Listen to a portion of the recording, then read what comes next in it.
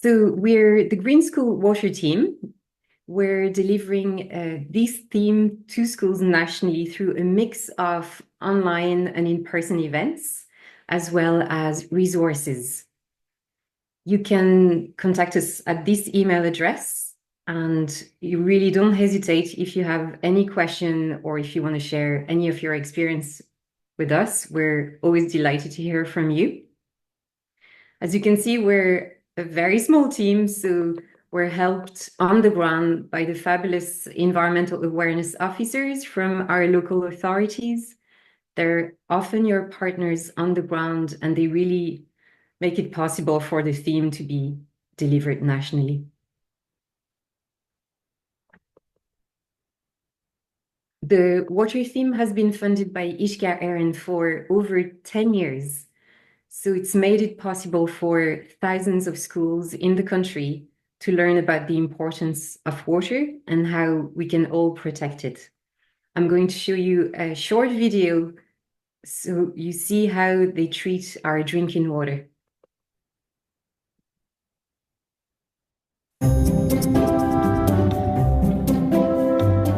It may seem simple, but a lot goes into ensuring our water is pure and safe to drink. The story starts in our rivers Apologies. and lakes, where raw water is captured and screened to remove larger particles like sticks and even fish.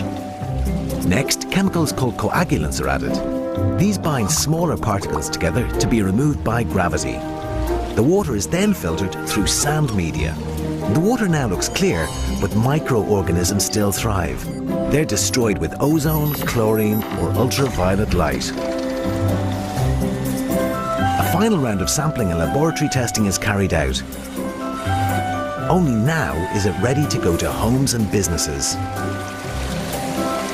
Your water goes through a lot before it gets to you.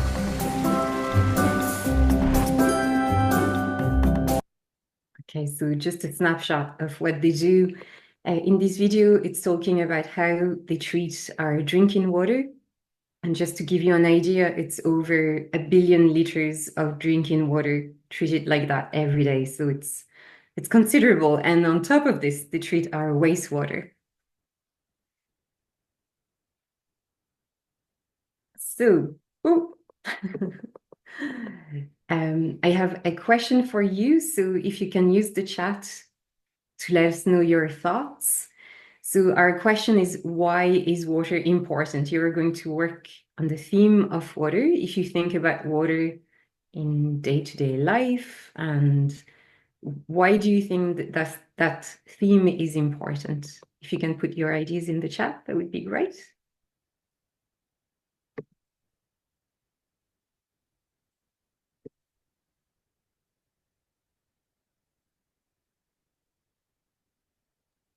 So we have an answer here. It's necessary for human life, plant and animal life transport. Mm-hmm. It makes up a large percentage of the human body. We need it to survive. Plants and animals also need it. Fundamental to all we do, health, hygiene, cooking, cleaning. It helps our world animals, humans, etc. Needed for everyday tasks. It provides us all life on Earth, essential for every day. Nothing on Earth can survive without water. So you've got it. In a nutshell, water is one of our most precious resources, really. It's essential to life. It's vital. So I suppose it's something you can bring to your students. I suppose you can have that conversation. Sometimes when we ask that questions to students, they're trying to find complicated answers, but really, as you said, it's something we use every day, several times a day. It's absolutely essential, and all of life needs it as well. So for this reason, the theme of water links up with several sustainable development goals. So the obvious one is Goal 6, clean water and sanitation. But there are many more, including life below water and life on land. So it's a wonderful topic to work with. There's so much scope for it. So in Ireland, we're very lucky that we live in a country that has plenty of rainfall, beautiful rivers and lakes. So we have a lot of fresh water. Nevertheless, water in Ireland is under some pressure, and I'm going to mention two tonight, just to set some context. So the water we drink in Ireland mostly comes from our surface water, so our rivers and lakes. Only a few percentage comes from wells or groundwater. And unfortunately, half of our rivers and lakes have moderate to bad water quality. So as you can imagine, this is due to pollution, and we can go more into the details if you want in the Q&A. But pollution events happened, and this has, of course, an impact on any life that lives in those water bodies. The less quality, the less likely this life is likely to thrive. But also it has impacts on the water because we're extracting it from those rivers. So when a water body is polluted, it has to be treated more extensively.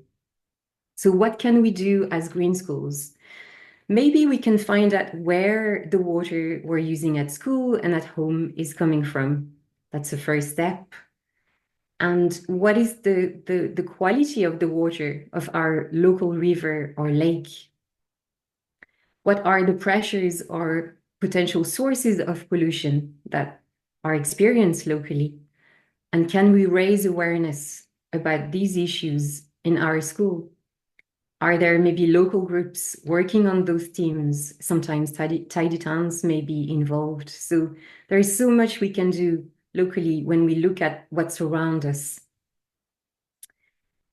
Another challenge we have, more particularly in the eastern part of the country, even more precisely in the greater Dublin area. So this means County Dublin, Meath, Kildare, and Wicklow.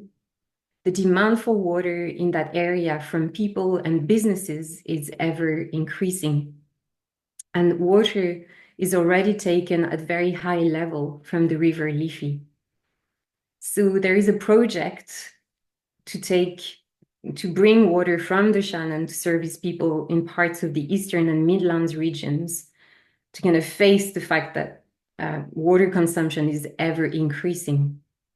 So while this project seems absolutely necessary, we still can all help, and especially at an individual level and collective level, being mindful that we don't waste water, because despite the fact that we have plenty of rainfall, we are over consuming it. So I'm going to hand it over to Jennifer now, who's going to guide you through some of the Green School 7 steps for water.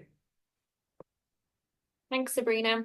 So now that Sabrina has set the scene for Ireland, we're going to talk about the Green Schools programme. Now, some of you this might be your first time in Green Schools, and some of you might be working on it for a couple of years. But the most important thing to remember is that the 7 steps is simply a methodology you complete over 2 years to obtain your green flag. So these steps do not need to be done in order, but we do recommend how to begin, which is by forming your committee and then working on your environmental review.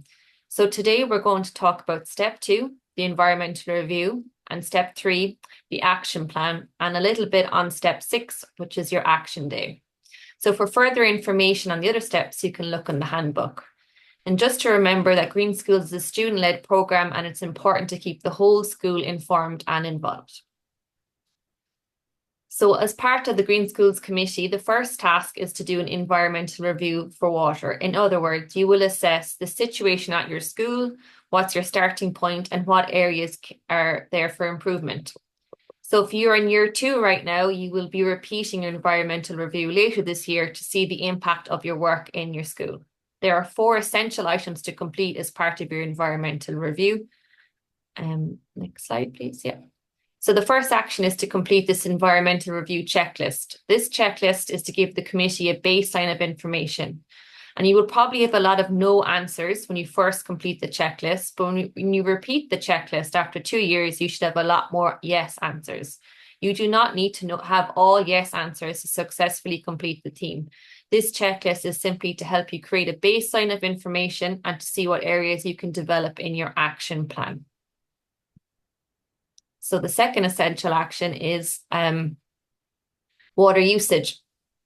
So water usage in your school will vary and depend on the size of your school, the age of your school, in other words, the age of the building, the quality and the age of the taps, the toilets, whether you share your facilities with other schools or community groups, if you've got showers or sports facility, etc. So the Department of Education advises that 19 litres per student per day is considered generous. And for a more modern school, 12 to 14 litres per student per day should be adequate for newer build schools. So you're going to figure out what your school's water usage is like. So let's find out how you can do that. So firstly, you're going to look for your water meter. So where is your water meter? It should be outside the boundary wall of your school under a cover marked water.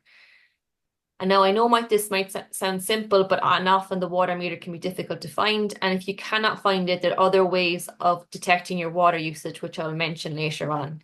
It is important that when you do find a water meter, that you check the ID number and make sure it's the same as that your water bills of your school. I have a video here just to show you quickly how to.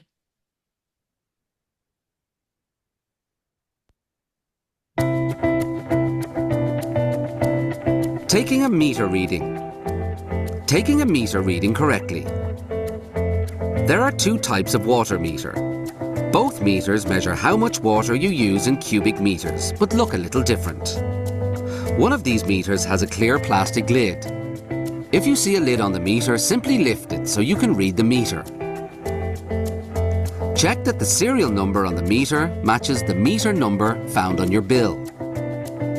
This will ensure that you're reading the correct meter. If it doesn't match, please contact us.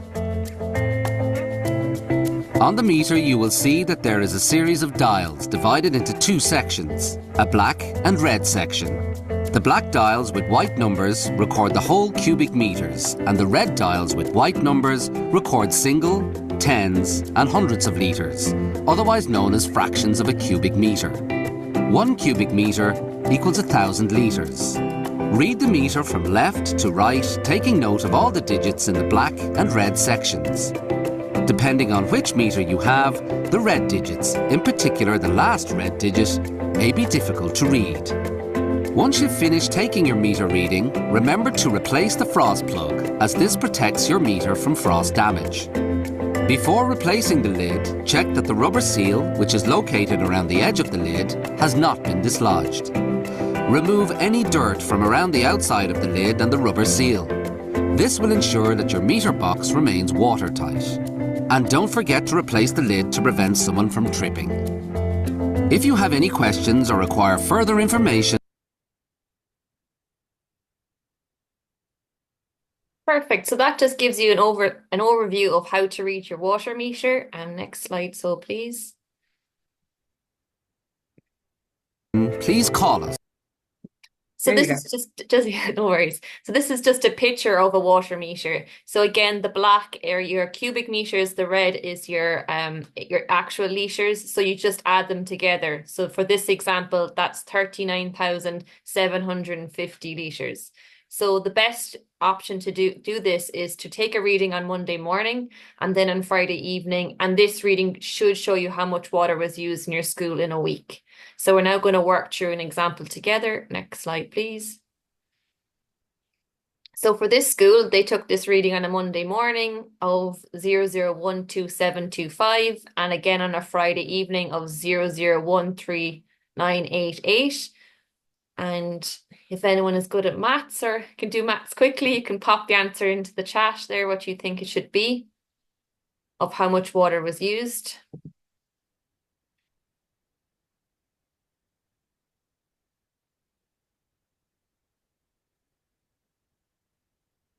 Drum roll.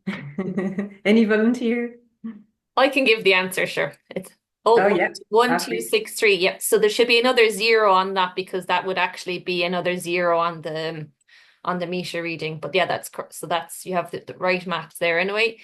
So that's 12,630 litres was used by this school. And for example, if we're going to say that this was 100 people in this school, and then you divide this number by 100 and then divide it by 5, and then you figure out how much was water was used by per person per day. So now if you can't access your water meter, because I know a lot of people this is an issue, because Uisce Éireann will just they have a kind of a machine in their vans to take water meter readings. So then they do this on your bill. So this is another option to figure this out, is looking at your water bills. So your principal should have access to this as well. And just to mention as well, if you're not really sure about where your water meter is, ask your principal or your caretaker as well, would be the best point of contact for that.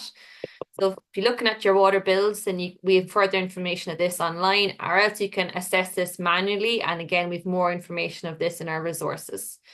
So the next essential action is, next slide, please.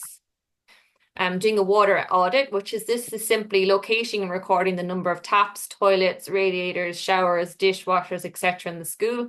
And each committee member can audit their own space. And this is just to raise awareness of how many items or facilities in your school actually use water.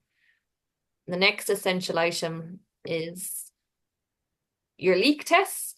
So you can check for small leaks while you're doing your water audit. So checking your taps closed properly, the toilets aren't continuously flushing. You can also check toilets for leaks by putting food coloring dye in the cistern. So unless you flush the toilet, the dye should not end up in the bowl. And you can check for larger leaks by doing your water meter reading. So if you did this on a Friday and then again on a Monday, you should have practically no water use. Next slide, please. So the environmental review essentially allows you to identify problems and opportunities for improvement. So what things are you going to work on? And this is what you're going to decide next and list out as part of your action plan. So the action plan is a live document that will change over time. And the important questions for the action plan are what, how, who, and why. So for example, looking back at our checklist, who will be responsible to detect leaks? When will they do this? And who will they report their findings to if they find a leak? So the answer to that would be maybe the committee will check for leaks. When will they do this? Maybe once a month. And who will they report their finding to if there's a leak? So they report it to yourself, the principal, or the caretaker. So next slide, please. I have another example here about raising awareness. So building on raising on the awareness on the importance of water is a great method for the water flag. So perhaps you could organize a local walk for water. So this is an event that we hold every year, and it's to highlight that many people in the world, usually women and children, have to walk long distances to collect drinking water daily. It is estimated that 200 million hours are spent walking for water daily. 90% of those that walk for water are women, and we've got further details of this event in our resources, which we'll share after the seminar. Next slide, please. So other ideas for water conservation and raising water awareness in your school are the following, and these are just a little bit of an example. So you could do posters about raising awareness, and you could perhaps run a competition. We've got our own competition that we always launch in the spring. You could do water quality testing, install water fountains, perhaps do a cleanup, get a donation of a water butt harvester, and also do another cleanup and kind of do a social media campaign in that as well. Next slide, please. So there's so much potential to work on the water theme continuously, but one of the best days for the committee and the school to celebrate all that is water is an action day. So this action day will be the highlight, as it will bring the whole school together for a day of fun and positive actions. Some schools like it so much that they organise an action week, but we recommend that you organise an action day at least once a year. So here are some examples of action days completed by schools in the past year. So we had tree planting days, beach cleanups, and this school as well did a survey about the impacts of vape litter in the rivers and the beaches. We had a clothes swap shop, and the teachers got involved in a great fashion show for that as well. A school on the top right, they organised a visit to their local water treatment facility. And in the middle photo up the top there, we had this school organised a guest speaker, which is a great way to get local community members involved. So this school actually had Anubis, the water detecting leak dog, into the school along with its trainer, which is a brilliant idea to do. And a guest speaker is a great one that you can do in your own community. Perhaps look at, any parents or anybody in the village or the town that might know anything about water, or maybe even a plumber, a fisherman, a scientist, anything like that, and get them to talk about water in your school. So now I'll hand you back over to Sabrina. Thanks, Jen. So just a few opportunities that I want to share with you. We have some in-person workshops for primary and secondary school in October and November. So the purpose of those is to train some of your committee members, including learning how they can engage their peers through hands-on experiments and action days. So if you're interested, please make sure to sign up soon, as we have very little space. And if you need any financial assistance to attend an event, you can email us. Another opportunity that my colleague Joanne highlighted earlier is the Water Ambassador Program. So this program is aimed at secondary school students, and the deadline for application is tomorrow. So it's all about, meeting like-minded people who are interested in taking positive action for the environment, applying leadership and communication skills by organizing events. And it's something that students take great pleasure in. We have a wonderful conference at the end where everyone showcases their collective work. So it's highly recommended. If you have any interested students, please sign up. Also, we have opportunities all year long to be active in the water theme. One of them is the popular water poster and video competition. So it will be launched in the new year. But in general, to be aware of what's going on with our theme and just signing up to some of the events we organize, you can sign up to the Green School newsletter or follow us on social media. We have a new Instagram account, and you'll find out everything about the program there. Again, Joanne mentioned it, but just to be clear, for schools that are in their second year of the water theme, you are probably ready to apply for your flag this year. So all you have to do is complete your 7 steps. They're in the handbook.